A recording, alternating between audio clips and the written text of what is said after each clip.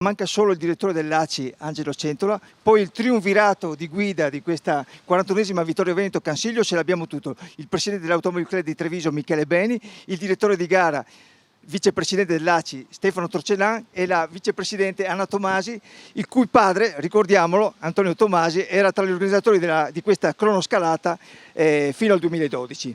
Allora, Presidente, un gradito ritorno.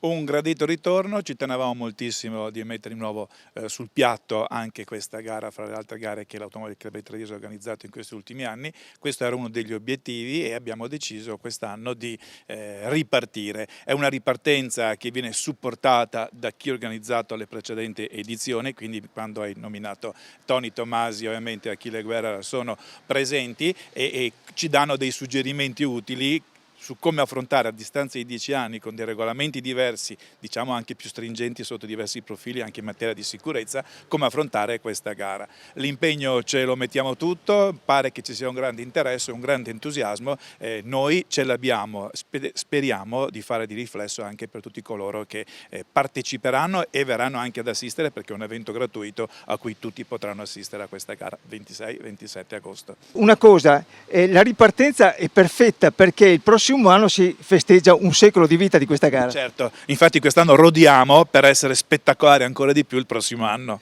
Ottimo. Allora, Anna, ecco l'emozione di riprendere un po' dove la tua famiglia, oserei dire, ha lasciato. Sì, è un obiettivo che ci eravamo posti come ACI, è un orgoglio e una grande soddisfazione riportare questa gara che ha una storicità importante sul territorio e una gara che il territorio si merita, quindi ce la mettiamo tutta per fare bene anche in vista del centenario dell'anno prossimo. Senti, tu dovrai chiamare i tuoi amici rallisti a venire qua in forza e a fare la cronoscalata.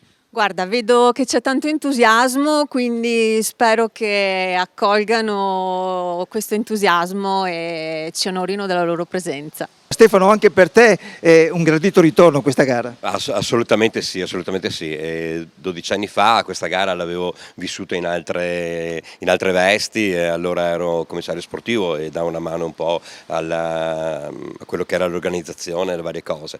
E quest'anno un bel impegno, perché cioè, riprendere una gara, giusto come appunto diceva Michele poc'anzi, sono cambiate tante cose sul panorama sportivo, automobilistico in questi anni. E pertanto dal punto di vista sicurezza, dal punto di vista normative, in più la gara già inizia sotto un'ottima effigie, in quanto abbiamo la titolazione di TVM ed è una cosa insomma, che dobbiamo dimostrare alla grande di esserci, insomma, quindi essere presenti nel mercato del TVM a livello nazionale e quindi dare soddisfazione a tutti i concorrenti che ci saranno.